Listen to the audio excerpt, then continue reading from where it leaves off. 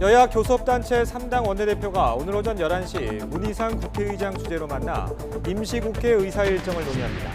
선거법 개정안과 공수처법 등 패스트트랙 지정 법안에 국회 본회의 상정이 임박한 가운데 막판 극적인 합의를 이룰지 주목됩니다. 감찰 무마와 하명 수사 의혹을 두고 청와대와 검찰이 다시 충돌했습니다. 청와대는 유재수 의혹과 관련한 검찰 수사를 정면 비판했고 검찰은 수사 결과를 지켜보라고 반박했습니다. 한일 양국의 전략물자 수출 통제와 관련한 국장급 대화가 오늘 3년 만에 일본 도쿄에서 열립니다. 오는 24일 한중일 정상회의를 계기로 한일 정상회담이 준비되는 만큼 이번 대화에서 일본의 수출 규제 조치 완화나 철회라는 유의미한 결과가 나올 것이라는 관측도 나오고 있습니다. 문재인 대통령이 오늘 오전 청와대에서 스티븐 비건 미 국무부 대북 특별대표를 만납니다. 북한이 중대 시험을 했다고 밝히는 등 한반도 긴장이 고조되는 상황에서 비핵화 해법을 두고 의견을 나눌 것으로 보입니다. 트럼프 대통령의 최측근인 미국 공화당 린지 그레이엄 상원의원은 북한이 핵실험이나 대륙간 탄도미사일 시험 발사를 할 경우 미국과 합의할 기회가 사라질 것이라고 경고했습니다. 영화 기생충이 올해 미국 시카고 영화비평가협회 사관왕에 올랐습니다. 기생충은 최우수 작품상과 함께 각본상과 최우수 외국어 영화상에 뽑혔고 봉준호 감독은 감독상을 받았습니다. 굿모닝 YTN 2부 이어갑니다. 패스트트랙 법안 처리를 놓고 여야 갈등이 커지는 가운데 더불어민주당이 오늘 관련 법안을 국회 본회의에 상정한다고 밝혔습니다. 자유한국당은 강력히 반발했지만 뚜렷이 막을 방법이 없는 데다 일부 협상을 해야 한다는 주장도 나오고 있어서 고심이 깊어지고 있습니다. 김주영 기자입니다. 문희상 국회의장이 제시한 마지막 협상 시한을 하루 앞두고도 여야는 힘겨루기에 집중했습니다. 더불어민주당 이인영 원내대표는 이제는 전력 질주를 할 시간이라며 본회의를 열어 민생 법안은 물론 패스트트랙 법안들도 함께 상정하겠다고 밝혔습니다. 내일 다시 국회의장님께 본회의 개최를 요청드리겠습니다. 당연히 예산 두수 법안과 민생 법안, 그리고 선거법과 검찰 법안, 유치원 법안 등을 처리하기 위한 시동을 다시 걸겠습니다. 대화의 문은 열려 있다면서도 한국당 황교안 대표를 향해서는 공안 정치, 야당 독재라며 거친 말을 쏟아냈습니다. 자유한국당 역시 반박 기자회견을 열며 반발했습니다. 황교안 대표는 선거법 개정안과 공수처 법안은 반민주 악법이라며 좌파 독재를 막아서겠다고 말했습니다. 또 김기현 전 울산시장 비위 첩보에 대한 청와대 하명 수사 의혹을 포함해 이른바 정권 3대 게이트를 낱낱이 파헤치겠다고 강조했습니다. 예산안 날치기에 이어서 연동형 비례대표제 선거법과 공수처법, 이 양대 반민주 악법의 날치기도 예고하고 있습니다. 이처럼 겉으로는 여야 모두 여론전에 치중하며 강경한 태도를 유지하고 있지만 내심 고민도 적지 않습니다. 여당인 민주당 입장에서는 한국당을 제외한 4+1 협의체 논의도 순탄치 않은 상황에서 연말을 앞두고 마냥 시간만 허비할 수 없기 때문입니다. 한국당 역시 강행 처리를 막을 방법이 사실상 없는 데다 민생 법안에 발목을 잡고 있다는 여론의 부담도 무시할 수 없습니다. 이렇다 보니 여야 모두 협상을 통해 접점을 찾자는 주장이 조금씩 커지면서 막판 물밑 접촉이 치열하게 전개될 전망입니다. YTN 김주영입니다. 이런 가운데 여야 교섭단체 3당 원내대표가 오늘 막판 협상을 시도합니다. 더불어민주당 이인영, 자유한국당 심재철, 바른미래당 오신환 원내대표는 오늘 오전 11시 문희상 국회의장 주재로 만나서 패스트트랙 법안과 민생 법안 처리 등 임시국회 의사 일정에 대해서 논의할 예정입니다. 앞서 지난 13일 자유한국당이 회기 결정 안건에 무제한 토론 필리버스터를 신청하며 본회의 개의가 어려워지자 문 의장은 여야 3당이 사흘간 마라톤 협상을 벌여서 패스트트랙 안건 처리에 대해서 합의하라고 주문했습니다. 문재인 대통령의 국정수행 지지도 긍정평가가 한 주 만에 상승해 50% 선에 다가섰습니다. YTN이 여론조사기관 리얼미터에 의뢰해 조사한 12월 2주차 주간 집계 결과를 보면 문 대통령에 대한 긍정평가는 1.8%포인트 오른 49.3%로 나타났습니다. 국정 수행을 잘못하고 있다는 부정평가는 1.4%포인트 내린 46.9%를 기록했습니다. 정당 지지율은 더불어민주당이 지난주보다 1.2%포인트 높아진 41.2%로 2주 연속 40%를 이어간 반면 자유한국당은 1.9%포인트 내린 29.5%로 30% 선이 무너졌습니다. 바른미래당은 4.8%, 정의당 6.5%, 민주평화당 1.4%로 각각 한 주 전보다 소폭 하락했고 우리공화당은 1.4%를 기록했습니다. 이번 조사는 지난 9일부터 13일까지 닷새 동안 전국 19살 이상 유권자 2,514명을 대상으로 진행했고 표본 오차는 95% 신뢰 수준의 플러스 마이너스 2.0%포인트로 자세한 내용은 리얼미터나 중앙선거 여론조사 심의위원회 홈페이지에서 확인할 수 있습니다. 네, 보신 것처럼 문재인 대통령의 지지율이 소폭 상승한 것으로 나타났습니다. 이번 조사를 진행한 리얼미터 권순정 조사분석본부장 연결해서 자세한 내용 분석해 보겠습니다. 나와 계십니까? 안녕하십니까? 네, 안녕하십니까? 자, 본부장님, 네. 문재인 대통령의 이 국정 지지율 상승세가 조금씩 올라가고 있는데 무엇보다도 네. 이제 긍정 평가가 지금 부정 평가를 앞선 것이 상당히 오랜만인 것 같아요. 어떻게 봐야 할까요? 맞습니다. 리얼미터뿐만 아니라 다른 조사기관도 이제 비슷한 양상인데요. 조국 전 장관 임명 논란이 벌어졌던 게 8월 2주차였는데요. 이때로부터 약 4개월 만에 부정평가를 앞섰고요. 그리고 지난주 일간 집계를 보면 월요일부터 닷새 연속 상승을 했습니다. 예. 금요일에는 8월 19일 이후 116일 만에 처음으로 50%대를 회복했는데요.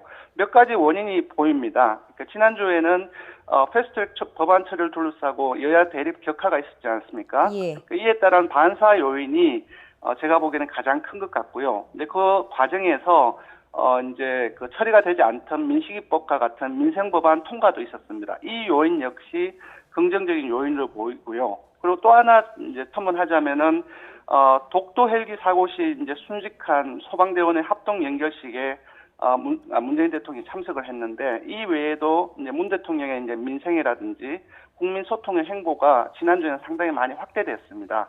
이러한 요인이 이제 모처럼 부정평가를 앞선 상승세를 보인 요인이 아닌가 싶습니다. 예, 정당 지지율도 좀 살펴보겠습니다. 민주당이 3주 연속 상승했고요. 한국당은 3개월여 만에 20%대로 하락했습니다. 어디에 원인이 있다고 봐야 할까요? 네, 이 역시 패스트트랙 전국하고 따로 떼서 보기는 힘들 것 같아요.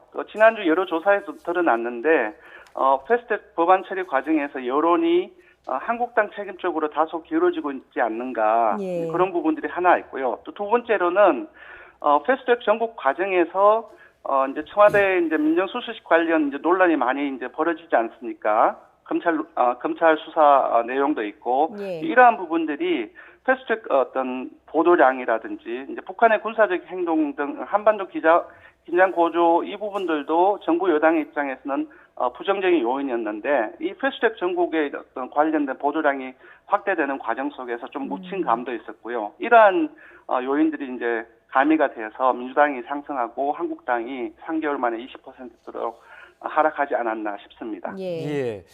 자, 그런데 이 전국도 그렇고 검찰 수사도 그렇고 보통 생문이라는 표현을 많이 쓰잖아요. 지금의 네네. 흐름이 계속 이어질 수 있을까요? 예, 지난주까지는 이제 민주당이 강세였고 한국당이 이제 하락세였는데 지금 주말 지나면서 다소 좀 다른 양상이 벌어지고 있는데요. 예. 그러니까 일단은 민주당은 이제 한국당과의 합의 노력을 보여주려고 하고 있고 예. 한국당은 이제 4+1을 독재 카르텔이라고 칭하지 않습니까? 이제 이런 과정 속에서 이런 어떤 명분 싸움을 하면서 여론을 이제 끌어당기려고 하고 있는데 예. 기본적으로 이제 어떤 긍정적인 여론의 명분을 어디가 확보하느냐에 따라서 달려 있다고 봅니다. 다만 지난주 주말을 거치면서 연동형 선거제 수정안을 두고서 4+1 내부의 파열음이 나오고 있습니다. 그리고 또 이번 주에 북한 이슈가 어떻게 불거질 가능성, 어떻게 향할지 모르기 때문에 한국당이 오를 가능성도 있고 또 어떻게 지난주처럼 책임론이 패스트트랙 초임론이 한국당 쪽으로 계속 이어진다면 또 민주당이 강세를 가져갈 수도 있다고 봐요. 좀 예. 여전히 좀 단정하기는 어려운 것 같습니다. 예. 예. 앞으로의 전국이 또 여론조사 결과에 또 어떤 영향을 미칠지 지켜봐야 할 것 같습니다. 차기 국무총리 관련 이야기도 한번 해보도록 하죠. 지금 유력하게 거론되고 있는 건 정세균 전 국회의장입니다. 민심은 네. 어떻게 예상을 하십니까? 지금 이제 국민들은 이전에 조금 전에 한 지난주 초반까지 거론됐던 의원이 김진표 의원이었는데 이제 정세균 의원을 김진표 의원에 비해서는 보다는 좀 개혁적이고 그리고 민주당을 대표하는 인물 중 하나로 더 인식하고 있는 것이 아닌가 그렇게 싶고요. 예. 지난주 조사를 소개해드리면 김진표 총리의 임명에 대해서는 상당히 좀 이례적인 결과가 나왔습니다. 이제 정부 여당 핵심 지지층인 진보층이나 민주당 지지층 30, 40대에서도 김진표 총리를 임명해야 된다는 찬성 여론이 30%대 또는 40%대에 머물렀습니다. 상당히 이례적인 결과인데요. 예. 근데 반면 제가 볼 때는 아직 조사는 안 해봤지만 정세균 총리에 대해서는 이들 정부 여당 핵심 지지층에서 찬성 여론이 이제 보다 높을 가능성이 있고 이런 부분들을 고려한다면 응답자 전체, 국민 전체를 보면은 이제 김진표 총리론에 대한 찬성보다는 조금 더 찬성론이 많지 않을까 그렇게 예상합니다. 예, 알겠습니다. 청와대의 선택 지켜보도록 하겠습니다. 지금까지 리얼미터 권순정 본부장과 함께 여론조사 결과 분석해봤습니다. 말씀 여기까지 듣겠습니다. 고맙습니다. 고맙습니다. 청와대 하명 수사 의혹과 관련해 김기현 전 울산시장이 참고인 신분으로 어제 검찰에서 조사를 받았습니다. 과거 경찰이 청와대의 지시로 자신을 뒷조사한다는 소문이 돌았다고 주장했습니다. 들어보시죠. 황운하 청장이 울산에 부임해 난 얼마 후 몇 달 안 지났을 거예요. 김기현이 뒷조사한다고 그냥 계속 소문이 들리더라고요. 그러면서 청와대에서 무슨 오더가 있었다 그런 얘기가 많이 들렸어요. 이 사건은 민주주의에 꽂힌 선거를 짓밟은 3.15 부정선거에 선거에 비견되는 사건입니다. 매우 심각한 헌정 질서를 농단한 사건입니다. 이 사건의 책임자가 누군지 그리고 그 배우의 몸통은 누군지 반드시 밝혀야만. 검찰은 김기현 전 울산시장을 어제에 이어 오늘도 참고인 신분으로 불러 조사합니다. 검찰은 김 전 시장을 상대로 당시 경찰 수사가 진행된 과정과 함께 청와대의 선거 개입과 피의를 주장하는 구체적인 근거를 조사할 방침입니다. 청와대와 검찰 사이 갈등의 골이 깊어지고 있습니다. 우선 윤도한 청와대 국민소통수석의 어제 서면 브리핑 내용 살펴보겠습니다.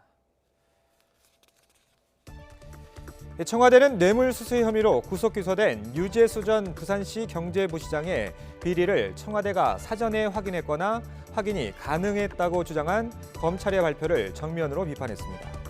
검찰의 발표 내용은 의미를 정확히 파악하기 어려운 문장이라면서 특히 검찰 발표는 최종 수사 결과가 아니라고 강조했습니다.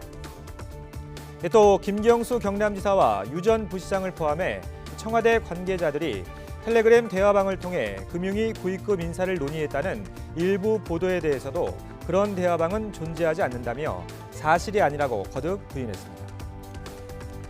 하지만 검찰 윤석의 이런 브리핑에 즉각 반박 입장을 내놨습니다.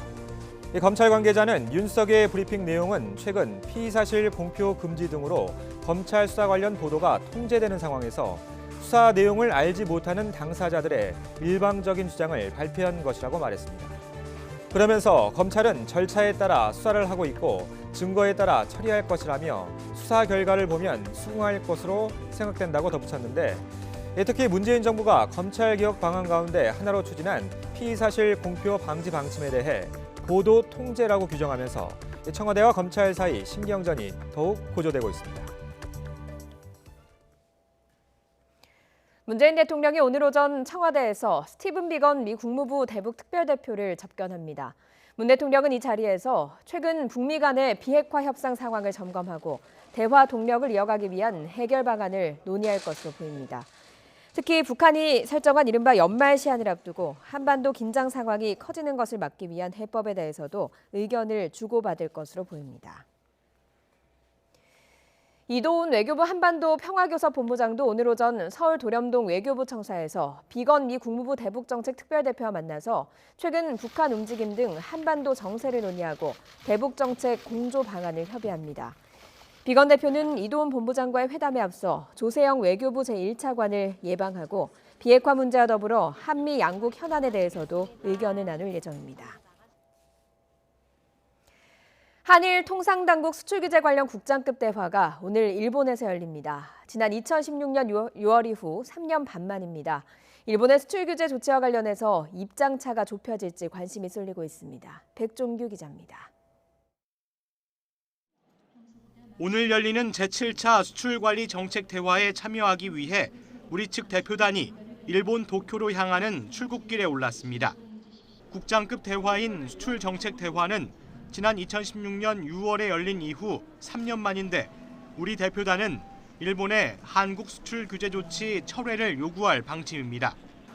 양국의 현재 수출 관리 제도와 운영을 서로 확인하고 서로 이해를 증진해서 수출 관리, 수출 규제 조치 이전의 상황으로 돌아가는 것이 저희들이 최종 목표로 하고 있습니다. 앞서 양국 대표단은 민감 기술 통제 관련 현황과 수출 통제 시스템, 양국 현안 해결에 도움을 줄 수 있는 사안을 논의하겠다고 의제를 정했습니다. 대표단은 일본이 문제점을 제기한 수출 관리 제도에 대해 충분한 대화로 우려를 해소하겠다는 입장입니다. 대화 전 분위기는 나쁘지 않습니다. 지난 6일 일본도 문제점이 해소되고 원래대로 돌아갈 가능성도 기대한다고 밝히기도 했습니다. 個別にということではなくて、まずは体制、そしてまた情勢、動きなどを話し合うということであります。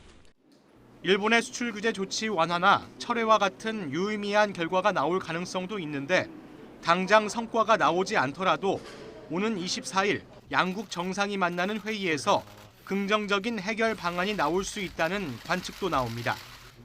하지만 일본의 수출 규제가 강제징용 문제와 관련한 대법원 판결에서 시작된 만큼 실무진 차원에서 입장차를 좁히기 쉽지 않을 수도 있어 이번 회담 결과에 관심이 쏠리고 있습니다.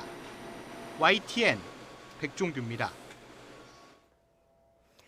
트럼프 미국 대통령의 최측근인 공화당 린지 그레이엄 상원 의원은 북한이 핵실험이나 대륙간 탄도미사일 시험 발사를 할 경우 미국과 합의할 기회가 사라질 것이라고 경고했습니다.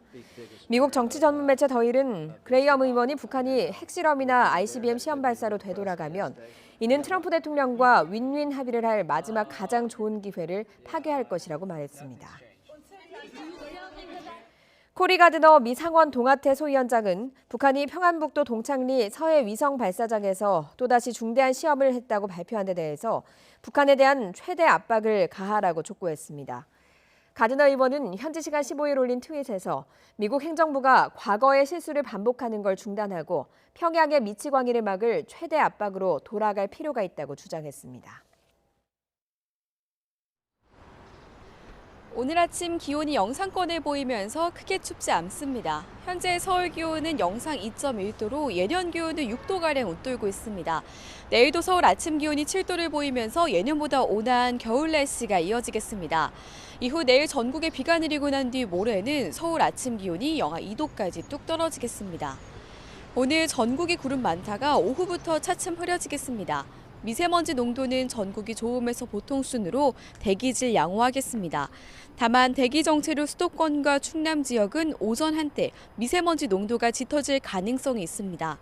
현재 기온은 서울이 2.4도, 대전은 2.1도, 광주는 6.7도로 어제보다 1에서 4도가량 높습니다. 낮 동안 예년 기온을 크게 웃돌며 비교적 온화하겠습니다. 서울이 11도, 대전 15도, 광주와 부산은 16도로 어제보다 조금 높겠습니다. 내일은 새벽에 서쪽 지역을 시작으로 전국에 비가 내리겠습니다. 이후 비구름의 뒤를 따라 찬 공기가 밀려오면서 기온이 뚝 떨어지겠습니다. 모레 서울 아침 기온은 영하 2도로 영하권의 추위가 찾아오겠습니다. 내일 비가 내리기 전까진 대기가 무척 건조하겠습니다. 동해안과 경북 내륙에는 건조주의보도 이어지고 있으니까요. 불씨 관리에 각별히 신경 써주셔야겠습니다.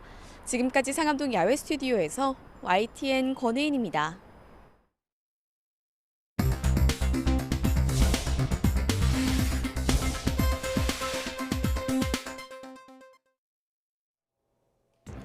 이 시각 보도국입니다. 대법원의 구속 취소 결정으로 풀려난 김기춘 전 대통령 비서실장이 오늘 석방 뒤 처음으로 재판에 출석합니다.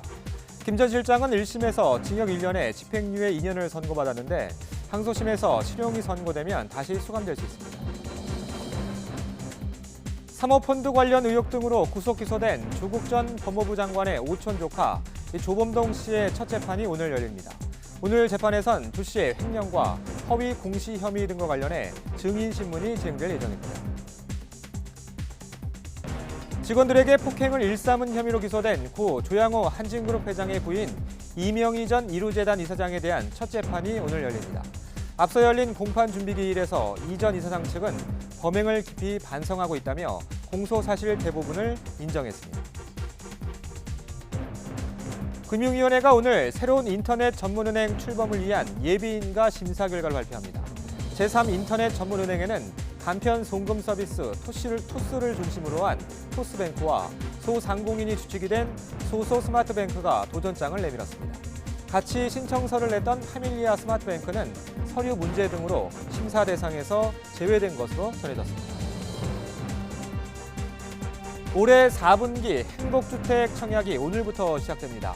남양주 별내 이지구 등 수도권 2,700여 가구와 부산 강서 등 지방 2,200여 가구 등 모두 4,900여 가구이며 이번의 모집은 중소기업 근로자 우선 공급형 주택과 산업단지형 주택, 창업지원 주택이 포함됐습니다. 이 시각 보도국이었습니다. 정부가 연말연시를 맞아 공직기강 특별 점검에 나섭니다. 특히 내년 총선을 앞두고 공직자가 정치적으로 치우는 일이 없도록 공직기강을 다잡을 예정입니다. 추은호 기자가 보도합니다. 정부가 앞으로 6주간을 공직기강 특별황립기간으로 운영합니다. 특별황립기간은 국무조정실과 각 부처가 자체적으로 운영합니다. 연말연시를 맞아 자칫 흐트러지기 쉬운 공직기강의 고삐를 바짝 죄겠다는 것입니다. 복무 소홀과 업무 지연, 소극 행정이 있는지 또 공직자의 비위도 집중 점검할 예정입니다. 문제가 발견된 공무원은 무관용 원칙에 따라 곧바로 징계나 처벌을 받게 됩니다. 공직자들이 정치적 중립 의무를 위반하는지도 살펴볼 예정입니다. 선거를 앞두고 공직자들이 정치적 중립 의무를 어기는 일이 없도록 언행에 각별히 주의해 주시기 바랍니다. 그것 또한 공직기강 확립의 일환으로 예의 단속하기 바랍니다. 정당 행사를 지원하거나 공공자료의 불법 유출, SNS 등을 통해 특정 후보자를 지지하거나 반대할 경우 공직자의 정치적 중립 의무를 위반한 것으로 간주됩니다. 연말연시가 되면 특별감찰국 감사관들을 투입해 대대적인 공직감찰에 나섰던 감사원은 올해는 분위기가 다릅니다. 떠들썩한 감찰이 오히려 공직사회를 위축시켜서 적극 행정을 장려하는 분위기를 훼손하는 부작용을 낳을 수 있다는 판단에서입니다. 그래서 감사원은 올해는 드러내지 않고 차분함을 유지하면서 공직감찰에 나설 방침입니다. YTN 추은호입니다.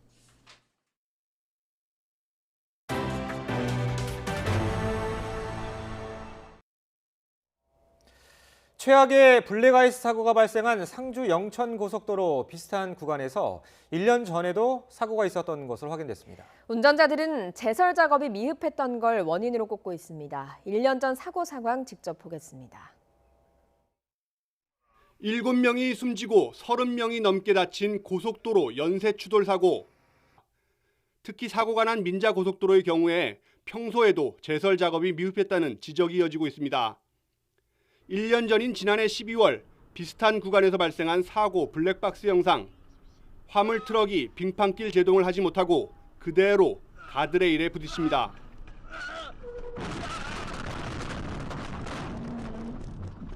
앞에서 이제 차가 서는 게 보여요. 예. 보이는데 브레이크 딱 이제 그 제동을 하니까 차가 미끌려. 그 똑같은 자리에서 그거를 자꾸 다 아이고 이 블랙아이스이기 때문에 이건 어쩔 수 없다. 이거는요 한두 시간 전에 연막칼슘만 뿌려줬으면 사고 안 나는 사고입니다. 제설 비용을 아끼기 위해서 뭐 자주 살포를 안 한다는 그런데 저희는 그런 건 없고요. 네. 살포를 더 하면 더 했지 안 하진 않습니다. YTN 지환입니다. 이번 사고와 관련해 관계기관들이 오늘부터 합동조사에 나섭니다. 조사단은 추돌 사고 원인과 화재 등 2차 사고 원인을 조사하고 관리 회사의 안전조치 미비도 조사할 방침입니다. 20여 명의 조사관을 투입해서 사고 조사를 먼저 시작한 경찰은 사고 당시를 기록한 고속도로 관리용 CCTV 영상과 일부 사고 차량의 블랙박스를 확보했습니다. 이틀 전 일산의 대형 산부인과에서 난 화재는 건물 1층 주차장에서 시작됐습니다. 화재에 취약한 필로티 구조였는데 경찰 조사 결과 스프링클러가 없었습니다. 의무 설치 대상이 아니었던 겁니다. 송재인 기자가 취재했습니다. 1층에서 치솟은 시꺼먼 연기가 8층짜리 건물 전체를 뒤덮었습니다. 대형 산부인과에서 일어난 불로 수술실에서 대기하던 임신부를 포함해 300여 명이 긴급 대피했습니다. 신생아와 산모 등 90여 명이 연기를 마셨지만 다행히 큰 피해는 없었습니다. 1차 감식 결과 불은 필로티 구조인 1층 주차장 천장에서 시작된 것으로 확인됐습니다. 외부에 노출된 배관의 동파를 막기 위해 열선을 설치한 지점입니다.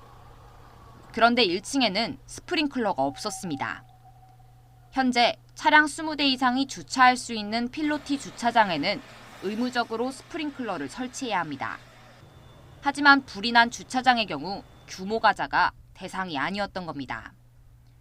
화재에 취약한 필로티 구조이고 수십 명의 산모가 입원한 병원인데도 여전히 화재의 사각지대가 남아있던 셈입니다. 역시 필로티 구조인 건물 1층 천장에서 불이 나 29명이 숨진 제천 스포츠센터 화재.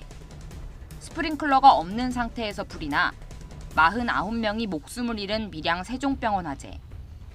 대형 참사가 일어난 뒤에야 뒤늦게 소방 기준을 강화하던 모습에서 벗어나 선제적으로 사각지대를 해소하는 노력이 필요합니다.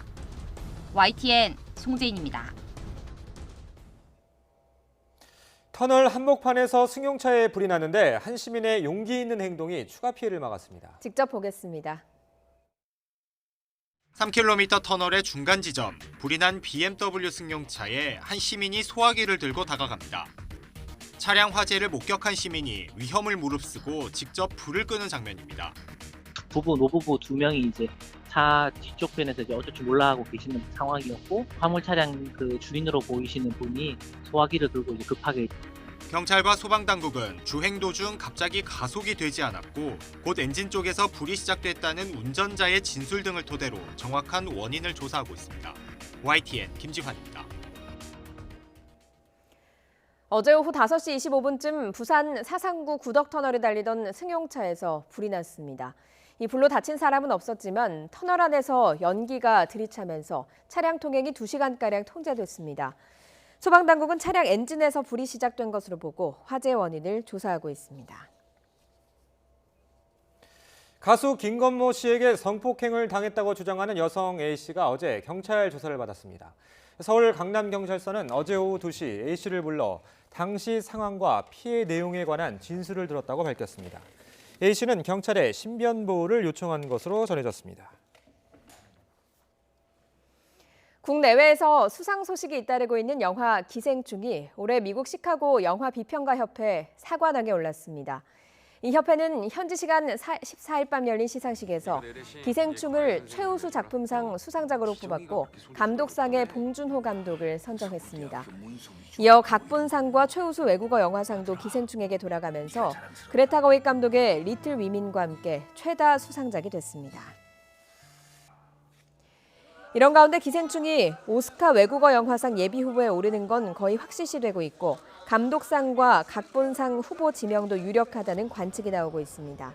시상식을 주관하는 미국 영화예술과학 아카데미는 미 서부 시간으로 16일 오전 5시, 한국 시간으로 오늘 밤 10시쯤 아카데미상 예비 후보를 발표할 예정입니다. 언제부턴가 거리나 상점에서 사라진 크리스마스 캐럴, 소음 규제 영향도 있지만 아무래도 저작권에 대한 부담감 때문인데요. 저작권 걱정 없이 마음껏 틀 수 있는 크리스마스 캐럴 14곡이 공개됐습니다. 김선희 기자가 보도합니다.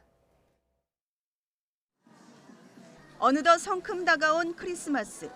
올해도 거리나 상점에서 크리스마스 캐럴을 듣기는 쉽지 않습니다. 젊은이들은 대부분 이어폰을 꽂고 있어 크게 관심이 없습니다. 거리를 지나다니면 캐럴이 아니더라도 많은 판촉 행사도 하고 다른 이벤트 행사도 하고 그러니까 분위기는 충분히 낼 수 있다고 생각을 하거든요.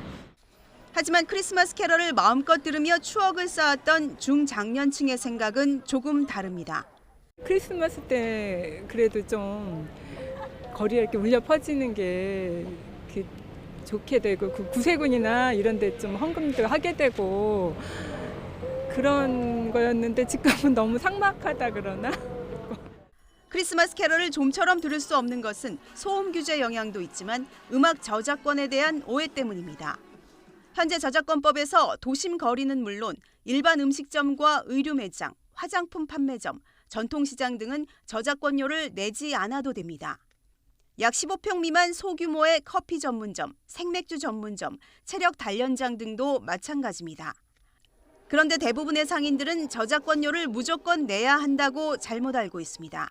캐럴이 나오면 훨씬 더 풍성하고 또 크리스마스 나오면 기분도 더 나고 무엇보다도 아이들이 정서적으로 너무 좋을 것 같은데 그게 안 나와 못 들게 하잖아요. 근데 그래서 좀 안타까워요. 매년 이런 현상이 되풀이되자 정부가 저작권 걱정 없는 캐럴 14곡을 공개했습니다. 한국저작권위원회에서 운영하고 있는 공유마당 홈페이지에서 내려받으면 어디서든 자유롭게 틀 수 있습니다. 시민들의 축제 같은 크리스마스, 거리와 상점에 캐럴이 울려 퍼지며 더 즐겁고 포근한 성탄절이 되길 기대하고 있습니다. YTN 김선입니다. 농가에선 곤충이 미래의 먹거리, 이른바 블루오션으로 주목받고 있지만 키우기가 쉽지가 않다고 합니다. 이를 돕기 위해서 충북에 곤충종자 보급센터가 문을 열었습니다. 이성우 기자가 취재했습니다. 미래 식량 자원으로 주목받고 있는 곤충, 식량뿐만 아니라 화장품과 의약품의 원료로도 주목받으면서 그 쓰임새에 대한 다양한 연구가 이루어지고 있습니다. 하지만 곤충 집단 사육으로 인한 질병 확산과 폐사율 증가 등으로 곤충 대량 생산에는 어려움을 겪어왔습니다. 이런 문제점을 해결하기 위해 충북의 곤충종자 보급센터가 문을 열고 본격적인 운영에 들어갔습니다. 곤충종자 보급센터는 전국 곤충 생산 농가의 곤충 종자를 보급하고 산업곤충 대량 생산을 안정화하기 위한 역할을 수행합니다. 또 곤충 집단 사육으로 인한 질병 증가 문제와 유전적 퇴화 등의 문제를 집중적으로 연구해 해결책을 찾게 됩니다. 질병 문제라든지 또 이렇게 균일하지 못한 문제가 발생이 되고 있습니다. 그래서 저희들은 그러한 품질이 균일하고 우수한 곤충 종자를 생산하고 또 질병 연구를 하는 것이 가장 큰 목적이 되겠습니다. 곤충종자 보급센터는 첫 단계로 국내 점유율이 높은 흰점박이 꽃무지와 장수푼댕이 그리고 갈색 거저리를 대상으로 지역별 우량계통을 수집해 대량 생산에 들어갑니다. 이렇게 대량 생산 체제 구축이 완비되면 오는 2024년까지 전국 생산량 대비 3%의 종자를 생산 보급한다는 계획입니다. 충청북도는 이번 센터 건립으로 국내 산업곤충 안정적 생산 체계는 물론 이 지역이 곤충 산업의 중심지로 부상할 것으로 기대하고 있습니다. 새로운 미래의 성장 산업으로 주목받고 있습니다. 우리 충북에 유일하게 건립되는 곤충종자 보급센터는 곤충 종자를 효율적으로 공급하고 질병을 관리함으로써 농가 소득의 증대에 크게 기여할 것으로 기대합니다. 곤충종자 보급센터가 미래 농가의 블루오션으로 주목받고 있는 곤충 산업을 한 단계 더 발전시킬 수 있을지 농민들의 관심이 쏠리고 있습니다. YTN 이성우입니다. 도시공원 일몰제를 앞두고 청주시는 8개 공원에 대해 민간공원 특례 사업을 추진하고 있습니다. 하지만 일부 공원에 민간개발 업체를 둘러싼 잡음이 이어지고 있어서 추진에 난항을 겪고 있습니다. 김동우 기자의 보도입니다. 잡음은 청주시가 홍골 민간공원 개발업체로 D사를 선정하는 과정에서 발생했습니다. 홍골 민간공원 개발 대책위는 이 D사의 제안서 제출은 알박기라며 청주시의 선정을 즉각 철회하라고 주장했습니다. 대책위는 최초 제안서를 D사가 제출한 뒤 다른 업체가 제안서를 제출했지만 시는 먼저 접수된 제안서가 수용 결정된 거라며 받아들이지 않아 D사의 제안서 제출은 알박기라는 주장입니다. 여태까지 청주시에 민원 제기한 내용, 그런 내용들 전부 다 토대로 해가지고 행정소송 내지는 그 감사원 감사 청구까지도 지금 생각하고 있습니다. D사는 지난 2016년 영훈공원 개발을 추진하다 중도 포기했다가 1년 만에 사업 시행자로 다시 선정된 점 또한 논란이 되고 있습니다. 특히 D사는 영훈공원을 개발할 때 일부 주민에게 아파트 분양 계약금을 받은 뒤 반환하지 않아 말썽을 빚고 있습니다. 이에 대해 청주시는 법적 절차대로 진행되고 있어 문제가 될 게 없다는 주장입니다. 정당하게 하는 상황이기 때문에 어떤 이해관계에 따라서 이게 움직일 수 있는 게 아니고 법적 태도에서 진행을 계속 할 겁니다. 도시공원 일몰제 해결에 8부 능선을 넘은 듯했지만 일부 공원 민간 개발 업체에 대한 불신이 부딪히면서 도시공원 보존에 제동이 걸리고 있습니다. YTN 김동호입니다.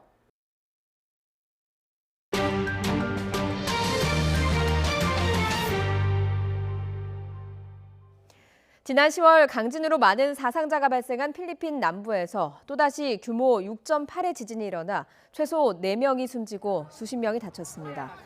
미국 지질조사국은 필리핀 남부 민다나오 섬 다바오주에서 서남쪽으로 61km 떨어진 곳에서 강진이 일어났다고 밝혔습니다. 미중 1단계 무역협상이 타결된 이후 아직 2단계 무역협상은 개시되지 않았다고 미 무역대표부 대표가 밝혔습니다. 중국은 미국이 1단계 합의이행을 제대로 하는지를 지켜본 뒤에 결정될 것이라고 했는데 미국 측은 1단계 무역 합의가 제대로 작동될지는 중국에 달려있다고 받아쳤습니다. 워싱턴 강태욱 특파원입니다. 트럼프 대통령은 1단계 무역 합의를 알리면서 곧바로 2단계 협상에 들어갈 것이라고 말했습니다. We were going to wait till after the election, but they'd like to start them sooner than that.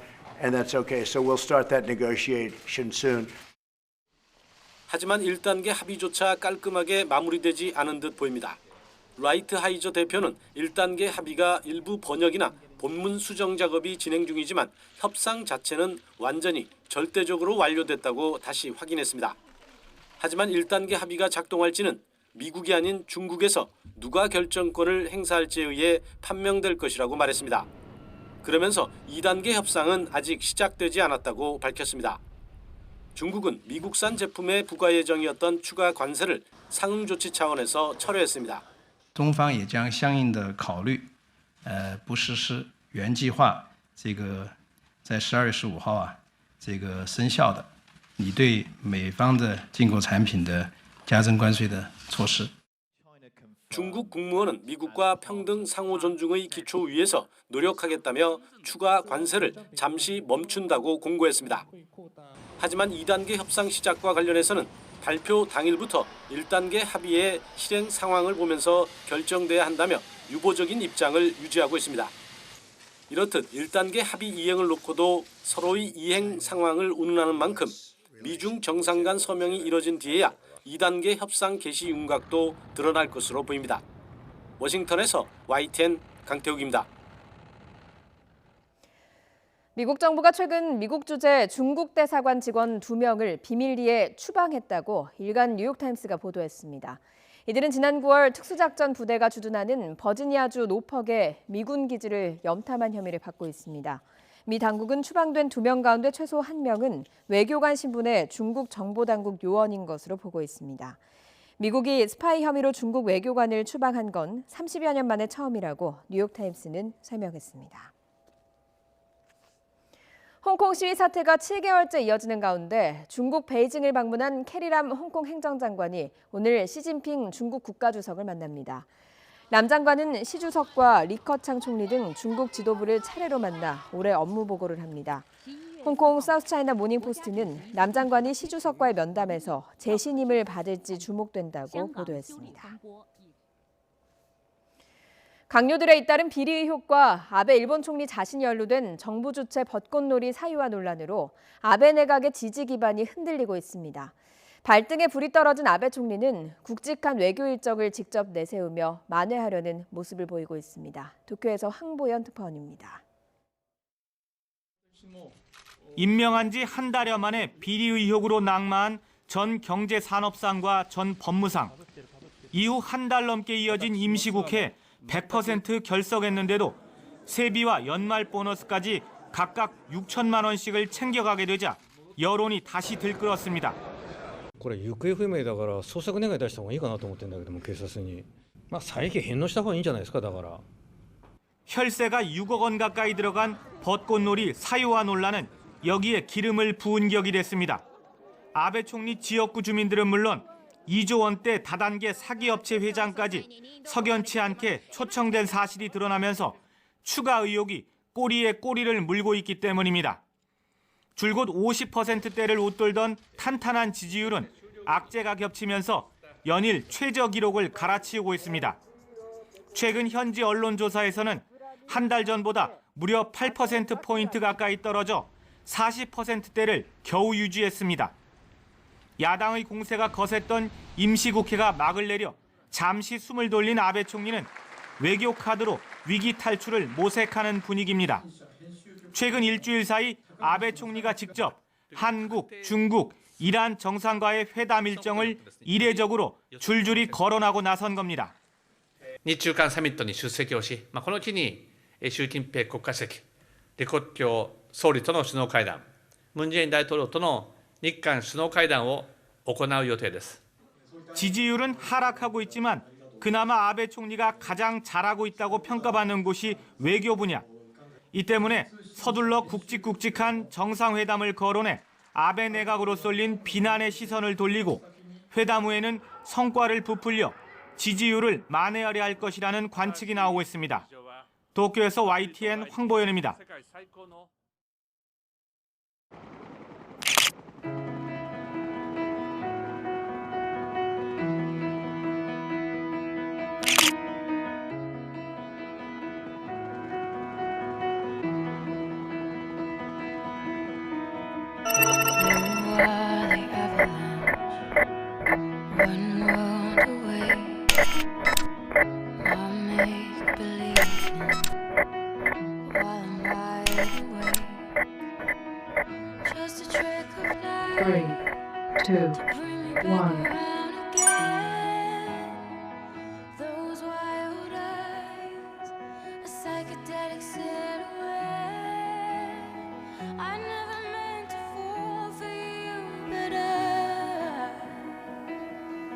Was buried underneath, and all that I could see was white.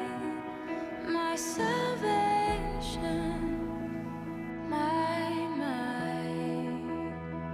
my salvation,